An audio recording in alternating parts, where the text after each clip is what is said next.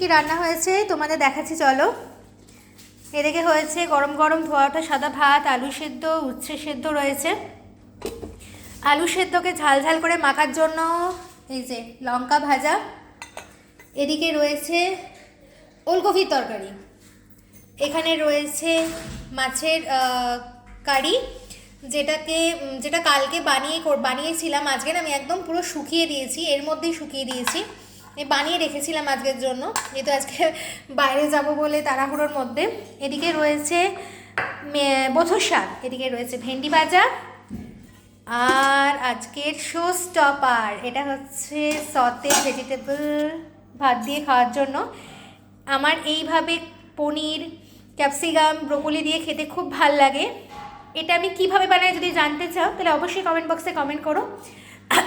আর এটা তোমরা রুটি দিয়ে খেতে পারবে, এটা তোমরা শুধুও খেতে পারবে, আবার ভাত দিয়েও খেতে পারবে। এই হলো আজকের আমার মেনু। কেমন হয়েছে তোমরা কিন্তু অবশ্যই কমেন্টে জানিও।